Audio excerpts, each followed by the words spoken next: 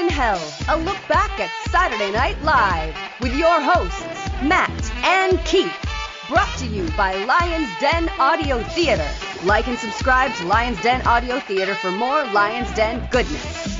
And here are your hosts, Keith and Matt. Saturday Night Live, Season 3, Episode 16, starring Michael Palin, originally aired on April 8th, 1978. Welcome to SNHell. My name is Keith. With me, as always, good buddy Matt. Hello, Matt. Hello, Keith. Joining us for the first time since the Steve Martin Nitty Gritty Dirt Band episode, we have Adrienne. Hello, Adrienne. Hello, guys. You're sort of becoming our resident Python expert. This is a delight for me. And this is your favorite Python, Michael Palin, right? It is my favorite. John and I were talking about that today, and he was like, ooh, you get to do your favorite. And I was like, who's yours? He was like, I guess I'm a basic bitch because it's John Cleese. Yeah. You know, I've never been able to pick a favorite. I mean, it's a close call for all of them, but he's always been my boy. Yeah. And so he's the third Python that we actually see during a Saturday Night Live show. Second to host, we actually saw Graham Chapman very briefly in a George Harrison music video. Palin is the one of the Pythons, one of the six. The only one to be knighted and universally regarded as the nicest of the Pythons. I mean, I don't know a lot about him. John Cleese is clearly a prick. And Eric Idle seems like a distant weirdo. And the others are just kind of like eccentric geniuses that are probably uncomfortable to talk to. So, yeah, it definitely tracks. So, Matt, in a weird little, I don't know if this happens again throughout the run of the show. I didn't check. But Christopher Lee, our last episode, also knighted. So we have back-to-back knights. Pretty cool. Yeah, I'm sure it happens again. It must happen again, or by the time we get there, it will have happened again. Musical guest tonight, Eugene Record. We are going to get to that a little later. You guys, good to jump right in? Yes, sir. Awesome. Disclaimer, Grandma Walton tries to tie her shoelace.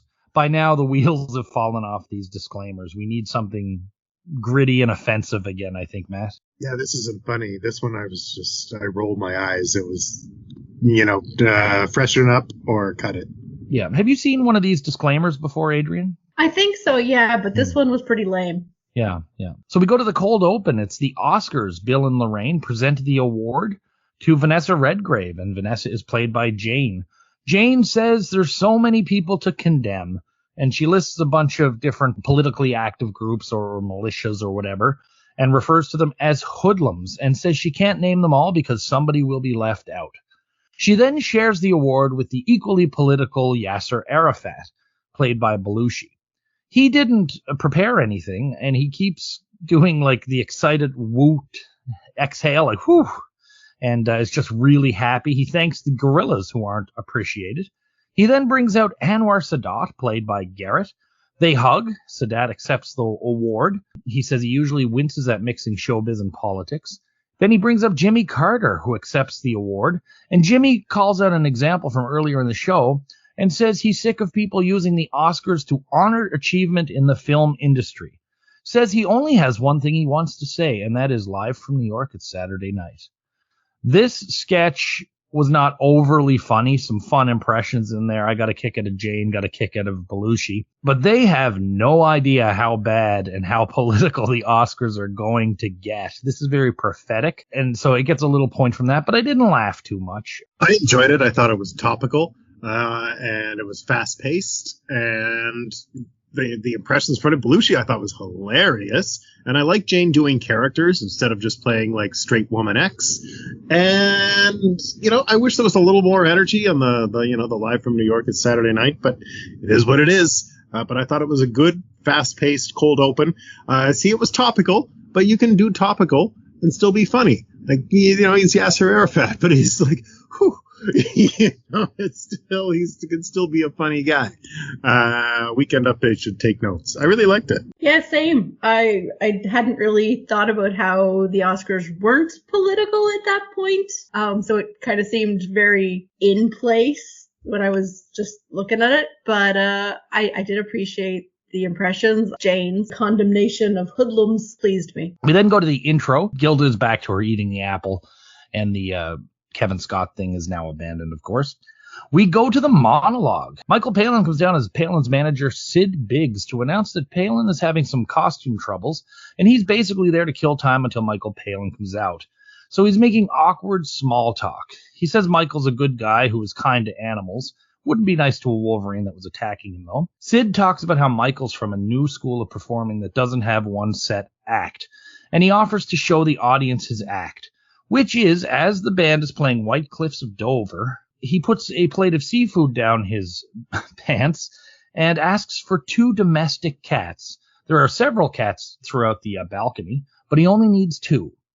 Michael puts the seafood salad down his pants and then 2 real live cats, which are supplied by stage hands, who it seems like Michael's trying to keep the cat's head out of their pants, but one of the stage hands is just giving her, trying to stuff that cat down. I always like when Palin does this voice. He does it quite a bit. I'm not sure how I felt about a monologue being done in character, but I quickly got over it. The bit was funny, definitely not the norm. I got a big kick of cats being all over the audience. As far as using the cats were terrified. One cat actually shit all over Michael Palin and pissed on him, and he didn't have time to clean it off. So for the next few sketches, he's dealing with that stench.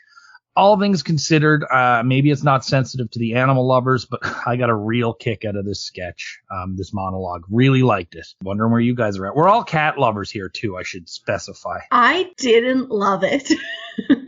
It felt a little weak, honestly. I mean, I love that voice on Palin, because it's a great voice, but it felt as awkward as he seemed to be up there, which was probably the point, but it didn't have the right energy, I felt, for the start. And then I was stressed out about the cats, especially that gray cat who was clearly not having it. I hated his ill-fitting suit. Get that it was part of a character now.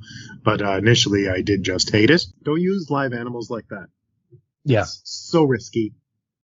The cats are clearly uncomfortable. It's very uncomfortable watching these ragged stagehands try to shove them down his pants, as you mentioned. Mm-hmm. And it would have been easy to just fake the cats, but again, I guess that's not as funny, or I don't know. They shouldn't have been shoving live cats down his pants. Like, was it real seafood salad? It better have been. I think so, yeah. The stagehand on the right was the one really giving it, just trying to stuff the cat in. It looked like Michael was trying to keep the heads out of the pants for probably various reasons. There was a super cute moment with the cat just kind of sitting in his pants, peeking out over, just chilling. Yeah. And he was petting him, yeah. Ernest Suggs is Princess Margaret eating soil and travels on a horse. We now go to an advertisement. It's Little Chocolate Donuts. Quite a coincidence that you're back for this one, Adrienne.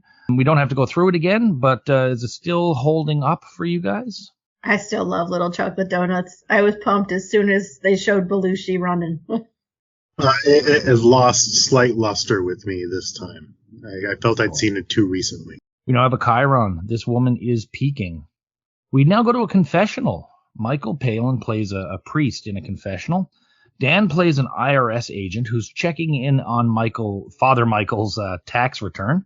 Dan wonders how Michael Palin doesn't have a bigger office after 22 years. Dan wonders how someone who makes so little can be traveling to Italy, and he has problems with Palin not keeping receipts from his trips to the shrines. Garrett enters, and in the other side of the confessional, and says he's made millions of dollars and never paid taxes. He's been fraudulent and has found every loophole he could. Garrett tells Michael this because he said he has to tell someone, and knew if he told a priest it wouldn't go any further.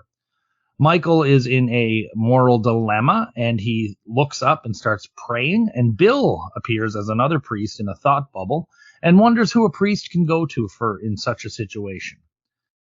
The scene then cuts to Henry Brock from SNHell Brock and gives reason number 12 to call SNHell Brock because they solve moral dilemmas. They have tax experts, philosophers, and certified tax theologians that can help. He says he may not be God, but when it comes to taxes, he's the next best thing. A graphic comes up on the screen and says that SNHell Brock is the ordained tax people.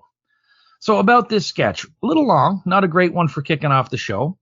Dan had some good lines. Palin plays a great priest. It was just a really long setup for the SNHell Brock bit. It was tax season in the States, so it was timely. The detail I really like about this is so minute. This is not Lowell Brock, who we've seen last year because he's been incarcerated. This is Henry Brock, his brother. So I got a kick out of that, but it was a long, meandering piece that probably didn't have to go on as long as it did. Use a spray afterwards. I thought that was a great line. I also really liked, if he's not your holiness, you're out of luck. I thought Dan was really good. He did have some good lines, but it was, way too long. I liked that moment of indecision he had in the confessional. I did pop a little for Brock. I didn't notice the minute detail that you mentioned. But yeah, it wasn't like ha-ha funny, and it was just dragged on. It got kind of boring for me. Yeah, I think probably same opinion there. It was a bit too long, although Aykroyd had great bits. He plays that sort of character really well. I really liked Garrett as the tax evader. Just the way he delivered everything in this panic. Lovely. The slogan, the ordained tax people. I enjoyed that as someone who enjoys doing taxes. We now go to a Chiron. This person is a composite photograph. We now go to the Seagull. Michael Palin introduces the bit. He's to play Tregorian in a production of Chekhov's The Seagull, but he's going to bring something else to the show because he's going to be bound in a straitjacket and locked in a trunk. His goal is to get out in less than 1 minute and 5 seconds, hoping to get out right on his cue. Lorraine and Gilda, dressed as magician's assistants, help him with his straitjacket and then lock him in the trunk. Jane and Bill begin to do the Seagull. Bill joins her carrying a dead seagull, says he will kill himself that same day. The trunk is placed and a timer starts, and Palin struggles to get out of the trunk. He does it and calls out his cue. It turns out that he's taken too long, and he starts ranting and raving. Palin teases that he's going to jump into the lumberjack song, but it turns into something about being a claims adjuster. Jane and Bill try to calm him down. They then put him back in the trunk as he starts singing about being a claims adjuster. This was really funny to me. The absurdity of somebody doing this escape act during a production of The Seagull is hilarious. But then to see how Palin handled it was really funny, and Bill and Jane just continued to perform as he's like flailing on the floor. The tease into the lumberjack song was okay. I don't know how I felt about that. This very Python-esque, but it's not necessarily how Python would do it. I also really liked this one. Where Jane and Bill just continue performing while he's flailing around on the floor in a bag was absolutely beautiful. I didn't necessarily need the nod to the lumberjack, but it's okay. It was my kind of funny. I pretty much agree with you guys. I thought the clock, rather the stopwatch style clock, whatever, it was a great touch to have that on screen and follow his thrashing around, which was great physical comedy. It was definitely laugh out loud for me. And you guys are pretty touchy about that song tease. What's up with that? In one way, it's a cheap thing to include it for a cheap laugh, and the other thing, he teases it and doesn't give it to us. I know what you mean. I thought it was cool. We're now off to Eugene Record, who was the lead singer of the Chi-Lites, as Michael Palin announces. And he sings Have You Seen Her? And it's the story of a man whose girlfriend has left him. So he basically sits in the park and talks to kids. First off, I know the song, the cover that MC Hammer had, not the B single. It was the second single from Please Hammer, Don't Hurt Him. That's where I first heard it. And I've heard this version over the years. I've never seen it before, though. To me, this is the most 70s the show has ever looked. I really enjoyed this guy's vocal range, his appearance, his look, his presentation. It was cheesy as hell, and I might like this for all the wrong reasons, but I got a real kick out of this, probably in a similar way that Matt, you did with Neil Sedaka in the first season. So thumbs up for me on this one. I loved this. The pink suit, the jukebox in the back, his talking breakdowns all throughout the song. It was sexy as fuck. Loved it. Very cool background. Yeah, I like when they make the musical sets kind of unique. And I didn't know what was coming, and then it started, and I was like, what the hell? I know this song. It's fucking MC Hammer. Thought that was cool. His cream and pink suit is amazing. And yeah, I thought his performance was pretty good. It was different, change of pace, which I always like on this show. It's not my favorite kind of music, but it was interesting enough. I was into it. We now go to Weekend Update. This one's brought to you by Saran Wrap, a foil that protects you from Arab assassins. The neutron bomb is canceled, but the Fig neutron is in production. Destroys cookies, but not bad puns. We get a bit with set designer Leo Yoshimura playing Tong Sung Park, who was a Korean lobbyist. In this case, it's not actually Tong Sung Park. It's Lee Kim, an actor trying to make a name for himself, who paid $5,000 to Dan to get on the show. Belushi does a rant about Radio Music Hall, which is due to be torn down. I did not know about that. And Belushi talks about memories of it. He starts getting all riled up. Again, Jane tries to interrupt him and calm him down. Belushi does another violent, probably his most violent yet, death on the stage. This weekend update was really quick. They seem to have minimized Dan's participation, which is definitely good. Really like Belushi's bit, like the energy of it. Love seeing Yoshimura get cameos. I was extra glad it wasn't like Belushi or Bill coming out in Korean costumes. So I really enjoyed this. As far as the weekend updates this year are concerned, still weaker than what the last 2 years have been. Yes, I love the Fig Neutron bomb pun and the other saran wrap pun. Yeah, it was a fine weekend update. Like you said, the less use of Dan was probably very beneficial. It's interesting how, like, several times this episode, Jane has tried to keep things on schedule. I think that's true to life. Fair enough. She's the mom. Yeah. I appreciated the speed of this indeed. Lines that I liked included forcibly bronzed and the pig is a communist. Didn't really care for the Mr. Kim Park stuff. That didn't really hit. But when the audience groaned at Jane's joke, I like that she gave them the business a little bit. John was great. Dan was checked out. So, yeah, that all works for me. And a nice little quick one. What was it Jane said? How quickly they turn or something like that? Yes, that's correct. How quickly they turn. It's in my notes because it was probably my favorite part of it. We now have a nerd sketch, and this was written by Rosie Schuster and Ann Beats. Todd and Lisa come home from either school or field hockey, and they do just a bunch of their nerd shtick. Jane comes in as Mrs. Loopner. She's now Lisa's mom rather than Robert Klein's. This is really kind of the first true nerd sketch in a house. It's not the same house, but the bits are falling into place. Mrs. Loopner invites Todd to stay for dinner, but Lisa doesn't want him to stay because she has a piano lesson and she's afraid he's going to embarrass her. They then go over, Todd and Lisa, and play Heart and Soul on the piano. Lisa keeps getting mad because Todd's coming in too soon. Michael Palin arrives as piano teacher Mr. Brighton. He says that Lisa looks pretty, and Todd says, yeah, pretty bad. He's incidentally still Todd LaBonta here. So Todd is just goofing off during the lesson until Mrs. Loopner takes him into the kitchen, at which point Mr. Brighton, who's obviously a very touchy-handsy teacher, professes his love for Lisa and tries to make out with her. Todd comes back in, and he and Lisa get rid of Mr. Brighton and go back to playing Heart and Soul. This was not as good as the last Nerds entry, but these two, Bill and Gilda, have excellent chemistry. They're obviously having fun here. And, you know, they're not really making fun of nerds as much as they're putting them in their own little world. They're each other's foil, and then they seem to team up against the world. Jane, excellent as the mother. A lot of great shtick here, enters the lexicon. I don't know if it had been there before. Really enjoyed this sketch. Not as much as the last nerd sketch, but this one it was pretty good. Yeah, it was cute. I mean, as cute as something can be when there's, a rapey piano teacher. But I really liked Gilda and Bill together. And their two characters, as annoying as they were really cute. I liked the sketch. Jane was great, and Bill and Gilda are really good.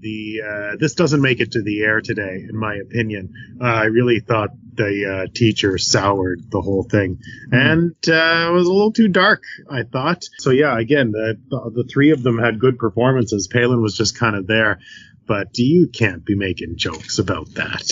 Yeah, I think there's a couple things. I think with a couple tweaks, this could make the air today. You know, if Mr. Brighton turns out to just be 19 or something, you might be able to squeak it through. We now go to a Chiron. This woman has rehearsed embarrassment. We're now off to the forgotten memoirs of Sherlock Holmes. Palin is in a pre-tape, and he's credited as Orson Welles. I just thought it was some British guy. And he keeps getting his lines cued to him by a crew off camera because he's struggling with his lines. He then throws to the Case of the Scarlet Membrane. It's a Sherlock Holmes story, where Michael Palin plays Sherlock Holmes. He's playing violin, and he has a rolled-up dollar bill in his nose, and he's shooting at a target at the wall. Jane enters as Mrs. Hudson, using her awesome Cockney accent that we adored so much in the Christopher Lee episode. She tells Holmes that he should eat more and do less coke. Dan enters as Watson, and Jane tells him that Holmes has had a little too much Tootski. and Watson promises to look into it. Watson says Holmes has all the symptoms of coke, including paranoia. Holmes denies it, thinks Watson is Moriarty in disguise. Bill comes in as Inspector Lestrade with Gilda as Sarah Hammercrack, who wants help with the death of her sister.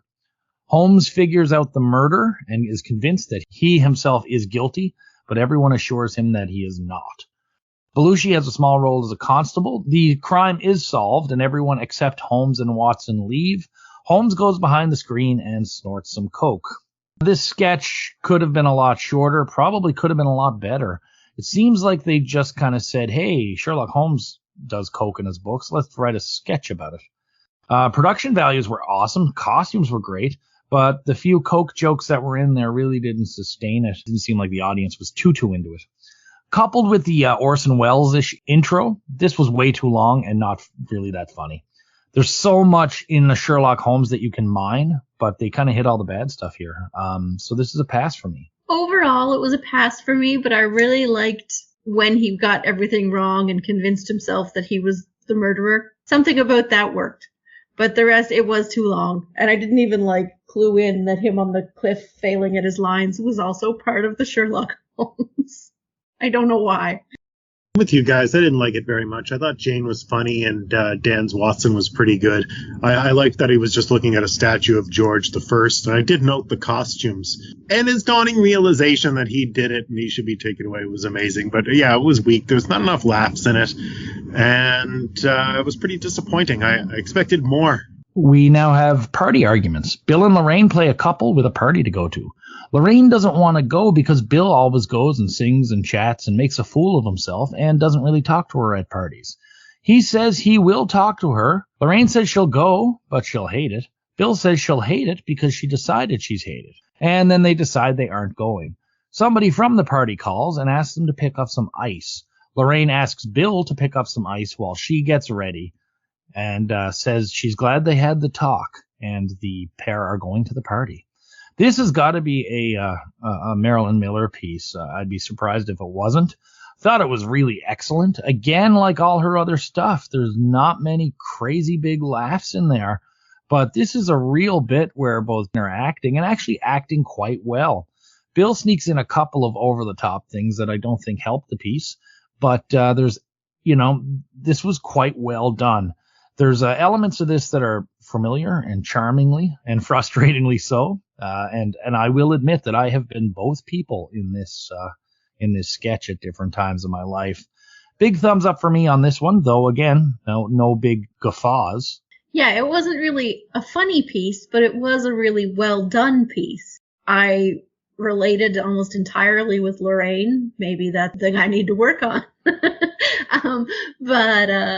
Yeah, I liked it, but it wasn't funny. It was a little too real for me. It felt like somebody used the fact that they write for the show as a bit of a therapy session. I thought Lorraine, I was getting mad at Lorraine when I was watching it. So, I mean, kudos to her because she was doing it that well. But also, I was angry with her. So, I don't know. It just ended without much of a joke, and I was like, did I miss something? Quite the actor, eh? You really saw it in this one. Yeah, she's terrific. And Bill was very, very good in this as well, too. We now go to Eugene Record's second performance, Trying to Get to You. Same aesthetic, didn't like the song too much. What a showman, though. It was another sexy tune. I thought this one was super boring. I was glad it was short. This really emphasized that the music is not my style, which is fine, but it's still not. Now, both of you, do you think this song would have worked anywhere as well if it was, or either of the performances, if it was done in the typical performance space they use for these performances, like the brick wall or whatever? I don't think so. I think it needed the extra oomph of his gorgeous suit and that jukebox and the band behind him. Although I must say, the trumpet player, how the shadows were falling from his trumpet made it look like he had wet himself. And it was quite distracting. I hadn't noticed. No, absolutely not. I just don't think so. It was because the more interesting visualization, the fact that it wasn't, made it slightly more aesthetically interesting. Mm-hmm. I think the brick wall just tanks it. Yeah. It would tank it. We now go to Mr. Bill. So Mr. Bill, we first see Mr. Hands. He makes Spot. Spot needs a bath, and he's dropped into a boiling pot of water. Mr. Sluggo comes in and stamps Mr. Bill's face and irons him. He then marries Miss Sluggo, and Bill loses his head as he goes to Niagara Falls. I didn't take good notes for this one, obviously. Mr. Bill just doesn't do it for me. But if I missed anything, please fill in. No, nothing missed for me. I'm actually rather terrified of Mr. Bill. Is this a new thing, or is this goes back many years? This goes back many years. No, I was not happy to see Mr. Bill, but that's okay. I think I could appreciate him more now that I'm older if this one had been better. Yeah. But yes, just in general, rather frightened of Mr. Bill. I like Mr. Bill. These always make me laugh. Damn, Sluggo is such an ass. And I thought it was really funny that he might be dating Sluggo's sister. But these never fail to crack me up. I know it's the same fucking joke over and over again, but there's something about the voices and the claymation and the fact that it's done so terribly. It works for me. I'm still laughing at them. That's awesome. Yeah, we're about split, Matt? I guess between you and I in the third chairs. We're pretty split on Mr. Bill, I think. About 50-50, would you say? Yep, that generally seems to be the way. Yeah. We now have a Chiron. This person's 4 billionth in line for the throne of England. Someone out there is 4 billionth in line, I bet. Danger Probe. Dan hosts this as Dave Mabel. He talks about a hot July in the southern U.S. when two bigoted southern boys, to be played by Al Franken and John Belushi, and their reaction to an 18th century Belgian fop and his black manservant, played by Palin and Garrett. So we flip to a pub here, and Franken and Belushi are basically good old boys making less than politically correct statements. Garrett and Michael Palin come in as what they say, an 18th century Belgian fop and his servant, dandies basically, and they say it's customary to kiss the lips of one's black servant after sunset. Belushi gets a lead pipe, and then Dan and the cops come in and beat up Belushi and Franken. This sketch was a complete mess. First off, it kind of ended before it started. But it's hard to say that because Dan had a big, long thing at the beginning. Definitely some racial insensitivities in there. But I think what kind of bugged me was with maybe a couple of tweaks, this could have been quite funny. It would have been really fun, I think, to see Palin and Garrett doing a bit more of what they were doing and Franken and Belushi doing a lot less of what they were doing. I will say one thing. Franken was almost unrecognizable, though, as his good old boy. Thumbs down for me on this one. Yeah, I also didn't like it, and I think for much the same reasons as yourself, Keith. I really wanted Garrett and Palin to do a lot more because the little tiny bit they did get to do was the only part that I liked. Danger Probe is definitely a show I would watch. If that was a real show, I would watch Danger Probe. Al Franken had a great accent, and Palin plays a really good dandy boy. And when Dan comes in, he says, just say that you tasted danger. I thought he was the star of the sketch. I liked it way more than you guys, but it does not make the air today because of some questionable content. For sure. We now have a Chiron, and this person would give anything for a mirror. We now go to the good nights. Michael has the two cats brought out to show them that they're all okay. Stagehands stay there with the cats, and the cats get to do the good night. This is the period of time where I was thinking about this. You would still do something that would freak the animals out. Live animals could still be like freaked out, but if at the end of the night you could say, everyone's okay, the audience would be fine with that. But I did notice a very rambunctious cast. People were lifting one another up. Belushi had Lorraine on his shoulders for a minute. They really seemed really happy with themselves for this one. So, anything from the good nights? Were you glad the cats were okay? That's my note, that the kitties are okay. And yes, I did notice the lifting up. Poor Jane was the last one to be lifted up. She still got lifted up. Agree. Nice to see the cats. I have a feeling Jane was the last because they felt the need to ask her first. And rightfully so. Yeah, they absolutely just grabbed Gilda and Lorraine and threw them up in the air, but Jane, they had to do it properly. So let's rate this episode. So the host, Michael Palin, he was all in and he mixed well with the cast. Problem for me, a lot of the material wasn't very good. He had some real fun character bits, but they didn't go very far. I actually think this was a pretty poorly written episode, but Palin enhanced all the material he was in, but some of it was so bad to start with that even Michael Palin couldn't fix it. As a host, I think he did quite well, but maybe only about half of this episode was salvageable to begin with. Yeah, I think he did a great job with what he was given. Him flailing around on the floor during Chekhov was absolutely beautiful. His fops are always great, even in a stinker of a sketch. Thought he was a great host. I would agree. He was certainly funny. The physical humor was terrific. And he really did blend in. He was used very well. Yeah, no complaints at all. I didn't stand out in a super big way, but that's not necessary to be a successful host. I thought he did a really good job. So the music. For me, Eugene Record, what a strange guest. Definitely a break from the ordinary. Very unique vibe. Beautiful voice. I said it before. He's obviously quite the showman. The band was awesome. The set worked better than the usual set would have. Both performances were cheesy. First one, very cheesy. But that's probably why I liked it so much. I had never heard of Eugene Record before today. And I loved his performances. Thought they were super smooth, super sexy. Loved the set. Loved his suit. Loved his voice. Loved the talking breakdowns because I'm a sucker for a talking breakdown in a song. And just really liked him. I was pretty 50-50 on it. I really liked the hit, but after the hit, that second song was really dreadful for me. It was just the time of night, and I wasn't in the mood. You know, it's late at night by the time this gets on the air. So maybe it was timing, but I don't know. This isn't really super my kind of music anyway, so if I could take it or leave it, I'd leave it. So what was the worst sketch of the night for you guys? It might have been the opening monologue. Okay. With the cats? With the cats and the suit. And I don't know, there were good parts of it, but just it didn't land right for me. Understood. And is it the cats that put you off? No, because I was off it before the cats. Okay. Let me think about this for a second. I guess my least favorite was the confessional sketch.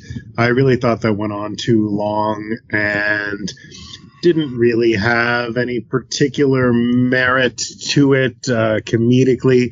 Too long a setup for that joke. And yeah, I just found it super boring, poorly placed in the show.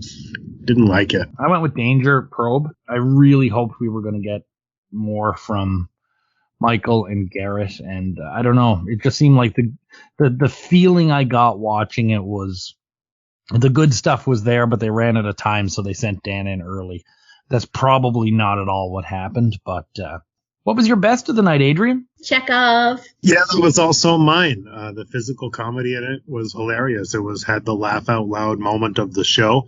And I forgot to mention when we were talking about it, but I really liked how when they had the ropes and he was getting into the crate, they just threw the ropes on top of him. Yeah. Yes. Yeah, we're going to have a sweep again tonight, although, I mean, this is not as good as a lot of the other sweeps were, but maybe it's a testament to how weak tonight's show was. But yeah, I'm also going with the Seagull. And who was your star of the night? My star was Jane.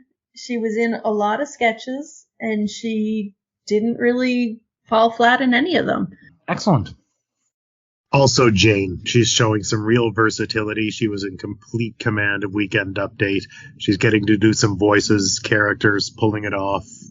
Definitely. And I'm not sweeping with you there. I went with Bill Murray. I thought throughout he did a lot of different stuff tonight, and it was all really, really good. We had Todd, we had the party argument sketch, the thing in the Seagull, and even the Cockney cop. So overall, the first half of this episode had the danger and the edginess I really, really liked, but it definitely disappeared at around the halfway point.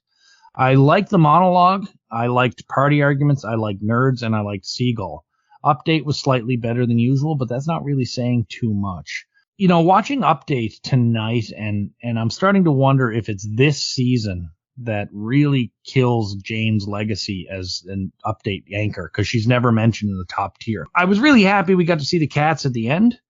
As far as I'm concerned, the first half of the show had Michael Palin's fingerprints all over it. The second half felt as if people were writing things for Michael Palin, but he wasn't really involved in it that much. The sketches with promise were not fully realized. And the ones that were good were either like the nerds, which aren't even yet where they're going to be, the party sketch, which has that different style I really like, or the Seagull, which was just pure Michael Palin. Music was good, not really big enough to make a big difference for me.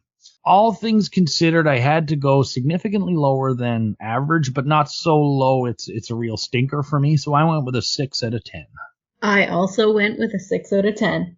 There was pretty hit and miss for me. Again, kind of like Yuki, the music wasn't really, it wasn't a factor into my decision making, because I thought that, the one hit was okay, and then I just kind of mentally discarded the second song. There was no kind of weird extra segment like a Gary Weiss film or Kaufman Bells or whatever you want to roll out there. But it wasn't great. It was pretty sloppy. Sometimes I just didn't laugh, and it did the worst thing of all. Sometimes it was just really boring. So I would have to agree with you guys, and I'm sorry to use the devil's number, but I also give it a 6. Okay. So that makes the average pretty easy. 6 from me, 6 from Adrienne, 6 from Matt. That's an average of 6. The Internet Movie Database gave this a 7.7, which I sort of expected it would be a high one, for a couple of reasons, mainly Michael Palin's name being on the marquee. I also think this is one that certain senses of humor really would enjoy. It only got me part of the way. The thing about this episode, too, guys, is I really felt like something was missing. It felt like maybe a sketch or two had been edited out, but the runtime is the same as everything else. Some of that stuff was going on awful long for me. There were a lot of longer sketches that felt like there was a lot less to choose from for favorites or least favorites tonight. Absolutely. Yeah, I agree completely. So based on the IMDb scores, this is the 7th highest rated of the season and 106 of all episodes to date. That sounds about reasonable to me, even though, because I know I'd probably have it about 5 spots lower if I was to rank the season. And we'll find out later where it's at. But yeah, that seems about right to me. I think it sounds a little steep, but we got a long way to go. Yeah, absolutely. Adrienne, thank you very much for joining us. This is your last outing for season 3, but I know we have you back for at least 2 in season 4. I'm looking forward to it, and I've enjoyed season 3 thus far. Awesome. And we're going to do some special things at the end of the season, and we'll have you back for those too. Perfect. I can't wait. Fantastic. Matt, do you know who next week's host and musical guest are? Yeah, I forget. I heard it at the credits, though. I didn't know who they were. Yeah, it's Michael Sarrazin, actor, actually Quebecois fellow. I only know him from, he did one episode of Deep Space Nine and the movie They Shoot Horses, Don't They, from the 60s. I also know he almost played John Voight's role in Midnight Cowboy. And the musical guest is jazz pianist Keith Jarrett. I like jazz. I'm not jazz schmaz. I'm interested. Yeah, it's gonna be an interesting one, because this is the first one of this year that it's one where I'm not at all familiar with the host and the musical guest. So the cash of having somebody we're really fond of or really don't like, we're going to be grading the show based on the show, I think, more so than the extra bits. So Matt and I will be back in about a week with episode 17 of season 3. That's Michael Sarrazin and Keith Jarrett. But until then, we'll be putting cats in our pants here in SNHell.